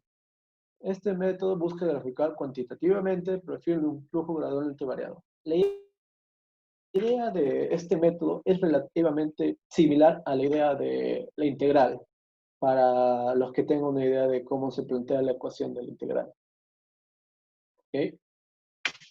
Para los que no, les voy a dar una pequeña explicación. Es algo, por así decirlo, algo un poco más largo en comparación al problema anterior, pero vale la pena, porque la codificación de este problema es mucho más interesante que el primer problema. Mucho más interesante, un poco más sofisticado. Ok. Para un perfil M2, imaginemos que el flujo va en esta dirección. ¿Ok? Aquí está el tirante normal, que es como la altura de agua que se mantiene constante hasta que se da cuenta que hay una caída. Y hay una caída. ¿Ok? ¿Ok? Entonces nosotros cuando queremos, como en la integral, cuando queremos saber el área en una integral necesitamos acotarlo. En dónde inicia y dónde comienza. En dónde inicia y en dónde termina. Y esto es también para este tipo de perfil. Nosotros sabemos que comienza en un tirante normal, es decir, la altura normal como si no hubiese interrupciones. ¿Sí? Se mantiene más o menos constante hasta este lugar. A partir de esta zona va cambiando poco a poco la altura del agua hasta llegar a un tirante crítico. El tirante crítico es una condición en la cual podemos decir que la energía es mínima y tiene mucho que ver con esto. ¿Okay? Ahorita se los voy a explicar más detalladamente. ¿Okay? Y aparte yo sé que cada sección de este canal tiene una cierta energía, esta línea verde. ¿Okay? Si yo agarro una sección arbitraria, digamos esta, y yo veo la energía, entonces yo digo, ¿cuál es la recta tangente en dicha sección a la curva de energía? Y ahí me sale el SF, que en ese caso es para una sección 2, tiene una altura determinada, una energía determinada y una pendiente de la recta tangente de la curva de energía. Deben ser esto, ¿ok? Muy bien, ahora vamos con las expresiones matemáticas. Para hallar la energía en una determinada sección cualquiera, y por consiguiente la variación entre dos secciones consecutivas de energía, se aplican las siguientes expresiones. La energía en un punto cualquiera es igual a la altura del agua o el tirante más la velocidad de esta al cuadrado entre dos veces la gravedad. Ok, ¿y cómo obtengo la velocidad? Porque el tirante de agua me lo dan porque si yo conozco esto y yo conozco esto, yo puedo hallar tirantes intermedios con un determinado incremento, no sé, de 0.1 metros o 0.2 o 0.01. O sea, el tirante no es el problema es la velocidad. Y la gravedad es constante. Entonces, ¿cómo hallo la velocidad? Muy simple. La velocidad media es igual al caudal, que es dato, porque el caudal o la cantidad de agua que viaja por el canal no varía, bueno, para este ejemplo no varía, entre el área mojada.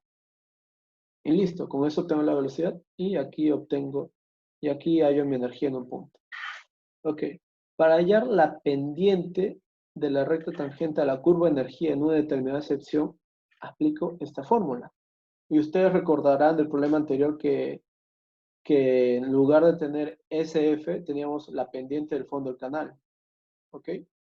Ahora, si nosotros nos damos cuenta, si para un tirante normal la energía no varía. O sea, si yo viese esta parte para atrás, vería que es paralelo, esta curva es paralelo al fondo del canal.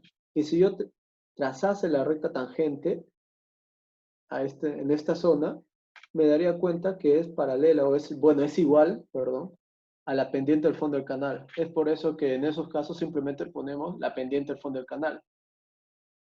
Pero cuando ya esa tangente ya no es paralela a la pendiente del fondo del canal, se define como la recta tangente a la curva de energía.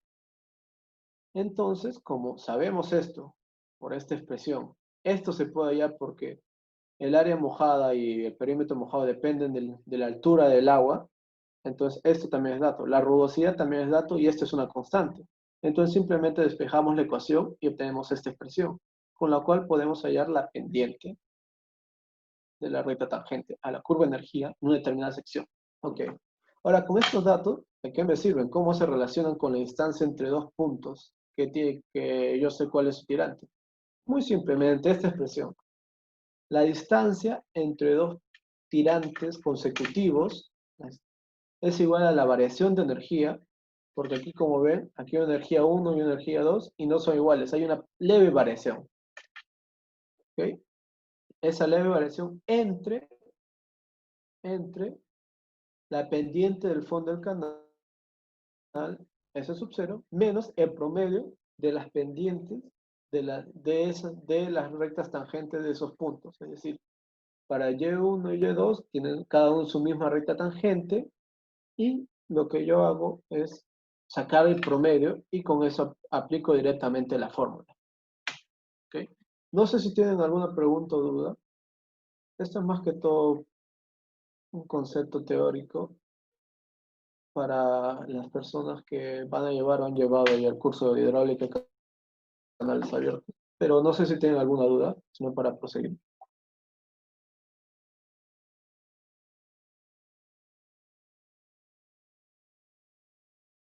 ¿Okay? Ok, entonces continuamos. Ok, entonces veamos ese problema, que es muy ilustrativo y tiene mucha relación con lo anteriormente explicado. ¿Okay? Entonces, para un flujo subcrítico, flujo subcrítico quiere decir que si comparamos el aporte de la altura del agua con el aporte de la velocidad, este gana, es decir, la altura gana, es decir, que esto es mayor a esto. Eso se refiere a un flujo subcrítico. Dependiente suave, es decir, que no es muy pronunciada, y que desemboca en una salida libre o está en caída, este es un perfil tipo M2. ¿Ok? Justo como el ejemplo que acabo de explicar. ¿Ok? ¿Ok? Se pide graficar cuantitativamente el perfil en la superficie del agua mediante el método directo tramo a tramo para emplear los siguientes datos. El caudal, que ahora es constante. ¿Ok? El talud o la inclinación del canal, porque en este caso, a diferencia del anterior, ya no es un canal circular, sino es uno trapezoidal. Y si es trapezoidal, tiene cierta inclinación. Aquí la inclinación viene dada por Z. ¿Ok? Y vamos a asumir que es simétrico. Y aquí también tiene la misma inclinación, 1 y Z. ¿Ok? ¿Ok? La base del canal, que viene a ser B, que es 7.5 metros. La pendiente del fondo del canal, la gravedad, la rugosidad, y C1, que, bueno, como son unidades del sistema internacional, es 1 directamente. ¿Okay? Y aquí tenemos directamente las expresiones para el área mojada, perdón, para el área mojada, el perímetro mojado, y este T viene a ser el ancho superficial, es decir, esta distancia, la distancia del agua en la superficie.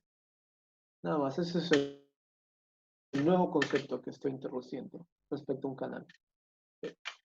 ¿Ok? Y aparte me dan estas expresiones. Para un tirante crítico, para el tirante crítico, se cumple que la raíz del caudal al cuadrado por el ancho superficial entre la gravedad por el área mojada al cubo tiene que ser igual a 1. Se cumple esa igualdad para un tirante crítico.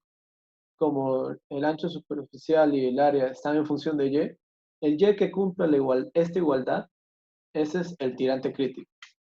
Y por último, la pendiente del fondo es q al cuadrado n al cuadrado entre C1 al cuadrado, el área mojada a las 10 tercios, entre el perímetro mojado a las 4 tercios. El tirante que me cumpla esta ecuación, porque esto es dato, pero estos son funciones de y, o sea, el y que me cumpla esa condición, ese es el tirante normal. ¿Ok? Y me dicen que debo considerar 4 tramos con un incremento de 0.1 metros entre tirantes. Y se sabe que la posición en la cual se encuentra la salida libre es decir, a 2000 metros. 2000 metros, es decir, si desde mi origen, esta posición donde empieza la caída está a 2000 metros. ¿Okay? Y quisiera hacer un comentario más.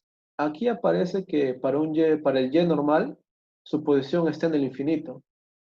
¿Por qué? Porque vamos a ver esta fórmula.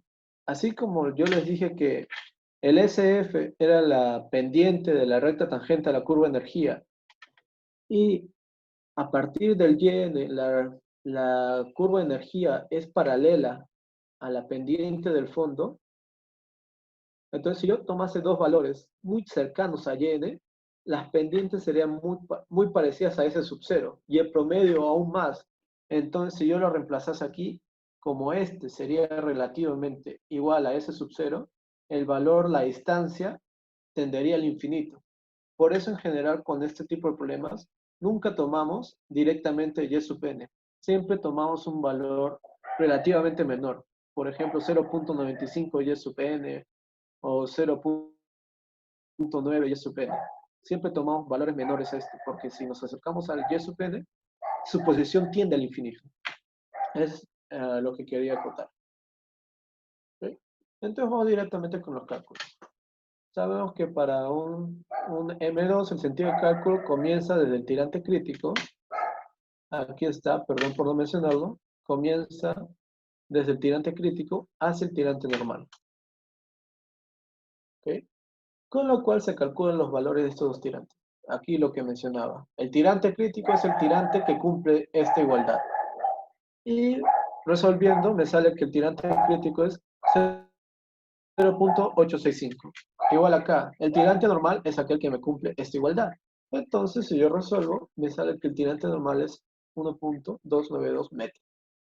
Entonces, si el cálculo comienza desde el tirante crítico, es decir, que mi tirante inicial es el tirante crítico, que es este. Y el problema me dice que considere incrementos de 0.1 metros entre tirantes para la gráfica.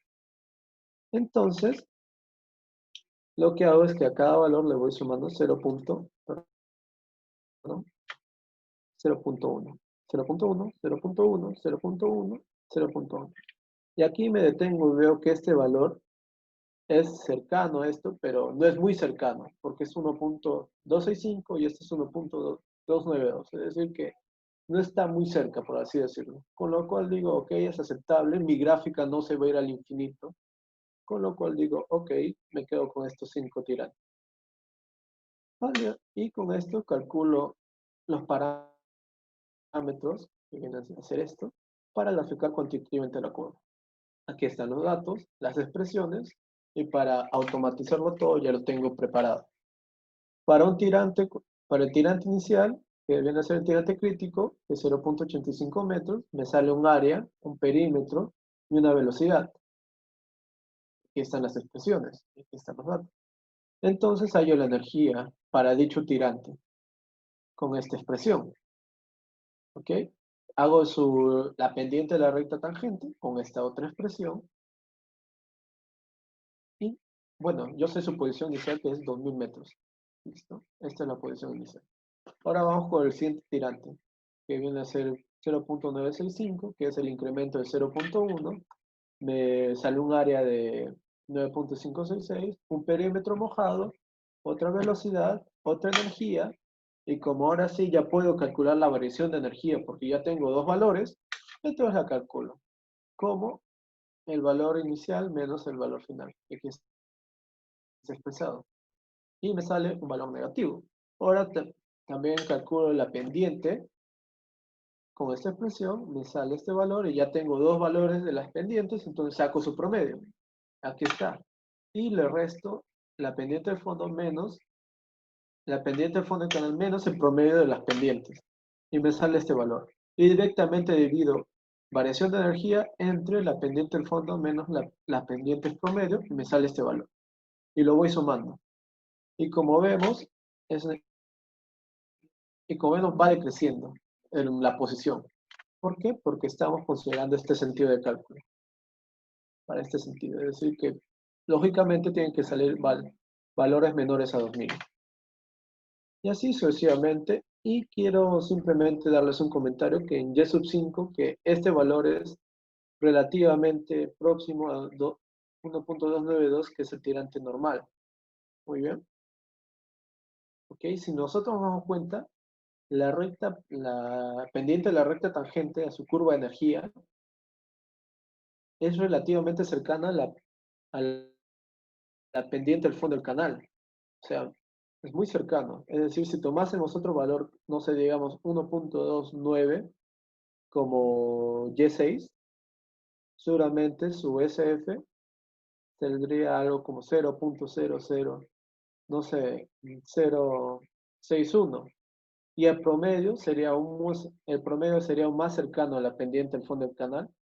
Y este valor saldría disparado hacia un valor muy grande, como, no sé, 3 kilómetros, 5 kilómetros, 50 kilómetros. Por eso simplemente nos conformamos con tomar como valores cercanos al tirante normal. Y bueno, listo. Ya tenemos los tirantes y tenemos sus posiciones. Entonces lo graficamos y como podemos ver, aquí está. Tirante 1, que es el tirante crítico, y su posición 2000. Tirante 2 y su posición. Aquí está. Tirante 3 y su posición. Tirante 4 y su posición.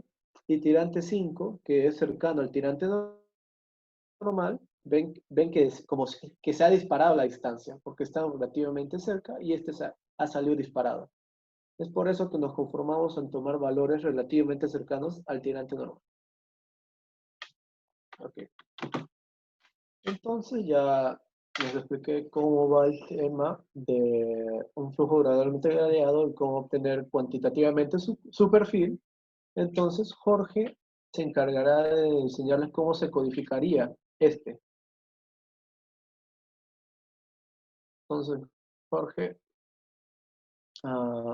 creo que están listos para que les enseñes cómo codificar este problema.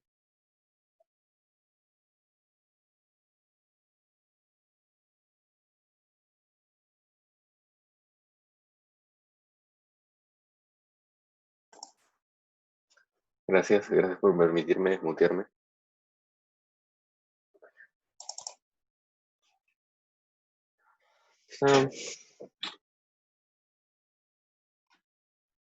Listo, gracias Oscar. Creo que estoy viendo la pantalla. Bueno, ya igual me adelanté un poco.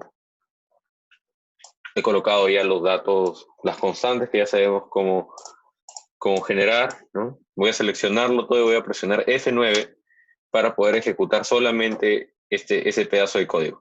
Ya veo que en el workspace me llenan todas las constantes. Voy a definir un intervalo de Y. ¿Por qué? Porque recuerden que nuestra primera tarea era poder determinar cuál es el valor del tirante que es crítico y cuál es el valor del tirante que es normal. Entonces, si nosotros observábamos la ecuación, básicamente íbamos a tener una ecuación de un grado muy alto y complicado. Entonces, lo que había que hacer era empezar a darle valores al tirante para hallar sus áreas, el perímetro mojado, ¿no? Y el radio hidráulico, y así empezar a tantear, ¿no? Básicamente, cuál se acercaba al valor. En la primera fórmula era cuál se acercaba al valor de 1 y en la segunda cuál se acercaba al valor de la pendiente, del S sub 0. Entonces, como íbamos a tentear, voy a agarrar y voy a hacer un vector de tirantes.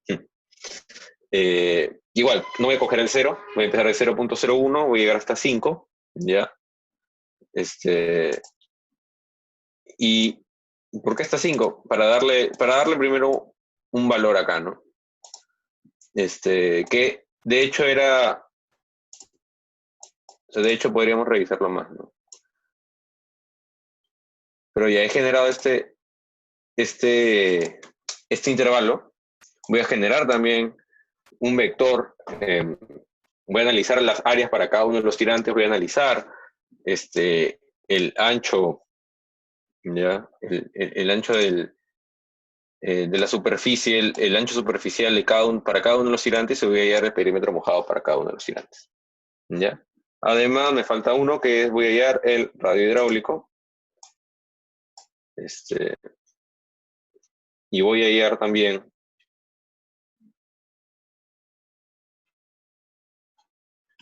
voy a definir también la velocidad y la energía, ¿no? Esta velocidad normal, esta energía, ¿ya? Y ahora viene un poco el tema de... Ay, perdón. Me salté. Ya teníamos definido el área, el tirante y el perímetro. Entonces ahora lo que teníamos que hallar era ver cuál nos daba FR igual a 1, ¿no? FR crítico igual a 1, y cuál nos daba una pendiente igual a la pendiente que teníamos nosotros, que estaba más atrás, ¿no? Que estaba al inicio, que está en un flujo, digamos, en un flujo constante, no variable. Entonces, para eso lo que vamos a hacer es vamos a definir unas variables como que dummy, ¿no? Como que unas variables pivote, ¿ya? Y vamos a utilizar la misma fórmula, ¿no? Vamos a colocar todo el vector de áreas, todo el vector de perímetro, y vamos a operarlo todos los elementos al mismo tiempo para saber cómo más o menos, a medida que voy variando el tirante, voy a ir hallando los valores de la supuesta inclinación. Lo mismo voy a hacer con el FR crítico, ¿ya? Y lo siguiente que voy a hacer es, voy a calcular, ¿ya? Voy a calcular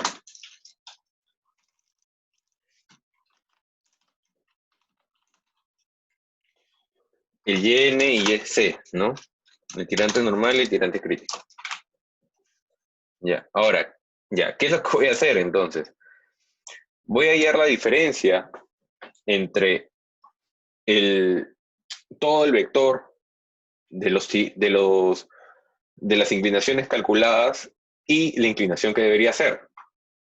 ¿Ya? ¿Por qué? Si hallo la diferencia, el valor que esté más cercano a 0, entonces ese valor ha de pertenecerle, ¿no? Ha de haber sido calculado con el tirante que queremos, ¿no? Con el tirante normal. Entonces, para esto vamos a analizar un poco la función abs. Como ya se imaginarán, lo que va a hacer es el valor absoluto, ¿ya? Porque la curva probablemente se aproxime por la derecha y por la izquierda, ¿ya? Pero, ¿qué es la función min, ¿no? Que es la función, de hecho, que nos da el mínimo. Pero, ¿qué es lo que hace? Vamos a utilizar lo que aprendimos, el help. Nos vamos a dar cuenta de que si yo aplico el min a un vector, nos puede dar, ¿ya? Nos puede dar... Acá está. Nos va a dar el valor y nos va a dar el índice. Entonces, ¿el valor de qué nos sirve? O sea, nos serviría para poder ver que es algo muy pequeño, ¿no? ¿Ya? Pero de hecho no va a ser 0, excepto que hayamos tenido suerte o alguna coincidencia matemática, ¿no? Pero lo que nos importa es que sea el más pequeño. Ya, claro, que sea muy pequeño, pero que sea el más pequeño de todos. ¿Ya? Y luego nos va a dar el índice también. ¿Ya? Nos va a dar el índice, es decir, cuál era la posición en la cual encontré el más pequeño. ¿Ya? Y esta posición, como estamos operando todos los vectores con la misma cantidad de elementos y no intercambiando posiciones, entonces esa posición también es la misma posición en la cual se ubica el valor y, el valor del tirante normal dentro del vector y que habíamos definido. ¿Ya? Entonces, digamos, ¿no? Que el tirante normal era la posición número 50. Entonces también tenemos, su área va a estar en la posición número 50 del vector A, su tirante en la posición, perdón, el ancho superficial va a estar también en la posición 50, el perímetro también va a estar en la posición 50 del vector P, también va a estar en la posición 50 del vector SF y también en la posición 50 del FR, ¿no? Pero lo importante es que esté en la posición 50 del FS. Entonces, FS menos S sub 0, ¿no? También nos va a dar en la posición 50, el más pequeño, y ese 50 va a aparecer acá en T. Entonces, yo cuando ya descubra que es 50, lo voy a llamar, ¿no? El paréntesis nos sirve para llamar el elemento.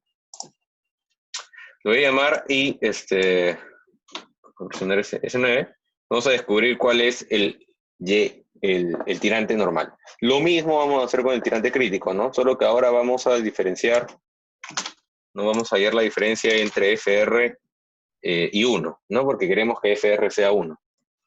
Entonces va a ser lo mismo, exactamente lo mismo, vamos a definir la variable YC y lo vamos a operar. Y listo, ya tenemos nuestro tirante crítico y nuestro tirante normal. Tiene sentido que el normal sea más alto que el crítico, así que vamos bien, ¿ya? Y si vemos esta variable S, que es donde se guardó el valor chiquitito, vamos a darnos cuenta que es 3.9 por 10 a la menos 4. Entonces, otra vez, estamos bien. Es bastante pequeño, es cercano a 0, todo bien. ¿Ya? Ahora, lo siguiente que vamos a hacer es, vamos a volver a utilizar la variable Y para, digamos, no equivocarnos. ¿Ya?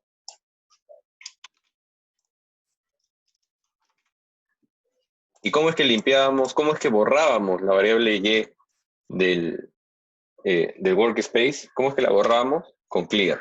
Entonces ya no existe en el workspace y ahora la podemos volver a utilizar porque ya no está vacía. Si no hubiéramos utilizado este clear, entonces, y hubiéramos declarado esto, entonces solamente voy a reemplazar los valores, digamos, ¿no? Los 50 primeros valores de una variable Y que era de 4.991, ¿no? Entonces, eso no es lo que queríamos, ¿no? Solamente queremos que la variable Y otra vez se resetee. Entonces, para eso usamos el clear. Y ahora vamos a empezar a tomar los valores que el problema nos dice, ¿no? Que es espaciados 0.1 metros uno del otro. ¿Ya? Entonces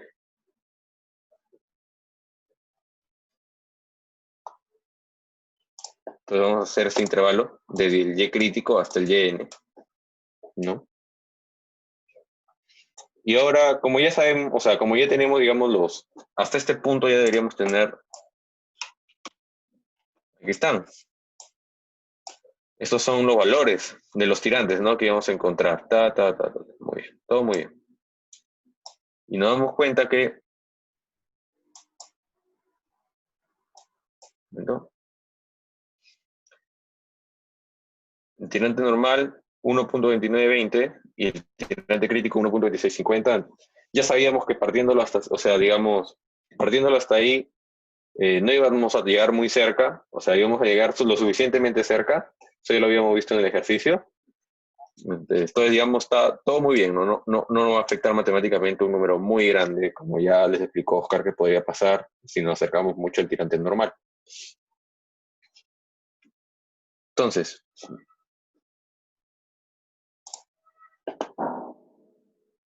ahora vamos a, como ya tenemos cada uno de los tirantes, vamos a empezar a hacer la tablita que nos mostró Oscar, ¿no? ¿Y qué había en la tablita que nos mostró? ¿Ya? Básicamente el cálculo de las energías. Vamos a hallar el área para cada Y, otra vez el perímetro para cada Y, ¿no? Porque recuerda que lo hemos reseteado todo. El radio hidráulico para cada Y, si ya tenemos, entonces todo esto vamos a hallar la velocidad, bueno, que ya la teníamos definida, pero ahora como el vector de área se ha cambiado, también vamos a volver a utilizarlo, ¿no? Ya.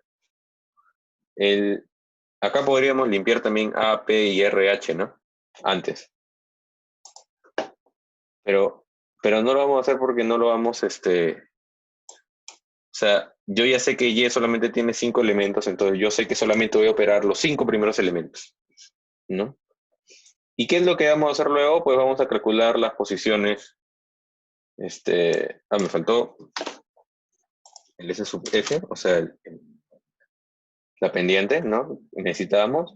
Y ahora vamos a hacer esto que nos mostró Har, ¿no? Ya sabemos que la primera era 2000 metros, entonces para hallar la segunda habría que hallar la diferencia, el delta sub X. Y para hallar el delta sub X lo que necesitábamos era dividir la diferencia de energías entre la diferencia de la pendiente sub cero y la pendiente promedio a la curva de energía, ¿no?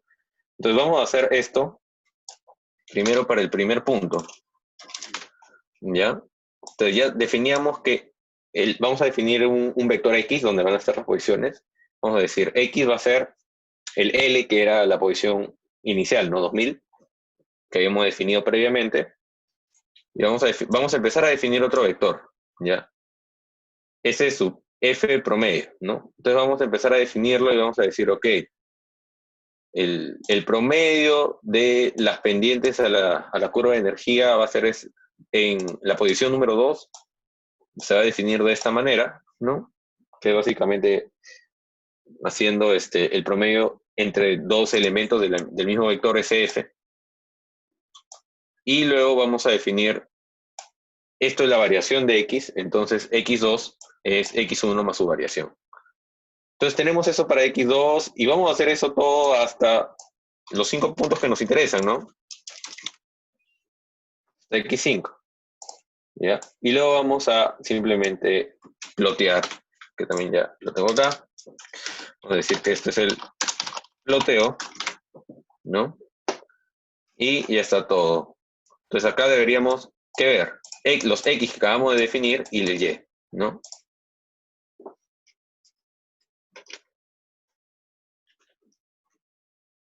Y aquí está. Jorge, quiero ver el grid. Ya está, ¿no? Jorge, quiero ver una leyenda, ¿no? Sí.